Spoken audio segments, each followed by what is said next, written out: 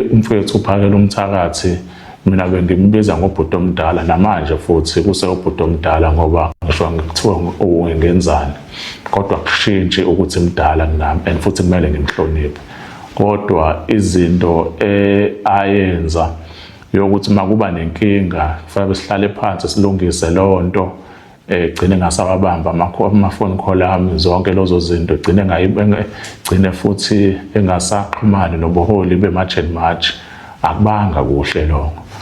Mase kuba khona iy'nsolo ezithi before baye kulo mhlangano womhla 29 zithi bahlangana nabanye abantu abathile abasondelene noPresident uRamaphosa bamnika imali engango 3 million isiyonke kodwa waqale kwakhipha ideposit o 1.5 million. After imedia briefing kwakumele kuphume futhi omunye u1.5 million esiyonke imali kwaba u3 million.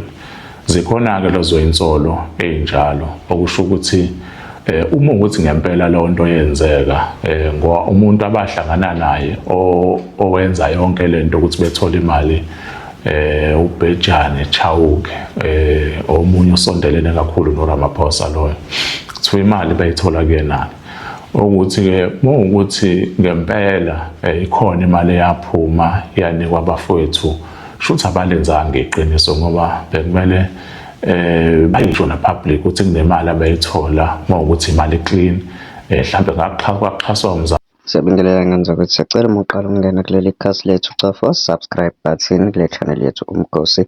Ngikwenza kwethu-ke lana-ke ziqinile izinsolo ezibhekiswe kuphakela umthakathi undabandaba zokuthi-ke before mhla ka-30 banikezwa imali elinganiselwa ku-1.5 million. Ngane zakwethu leyo mali-ke yaphinde futhi yagcwaliselwa yaphelela yaba ngu-3 million abanikezwe yona. Ngane zakwethu-ke izinsolo-ke lezi-ke eziqinile impela. Mina-ke nawe bengathanda sihlangana laphayana kwi-comment section sizwe uvo lwakho ukuthi wena uthini ngalolu daba ukuba-ke lezi ndaba zingamanga noma lezi ndaba ziliqiniso. Siyafisa ingane zakwethu ukuthi sizwe uvo lwakho laphayana kwi-comment section siphinde sihlangane nakwividiyo elandela. Ungakhohlwa ukucofa subscribe button kule channel yethu sixhase nje kungamahhala ha. Danko siphinde sibonana kwividiyo elandelayo.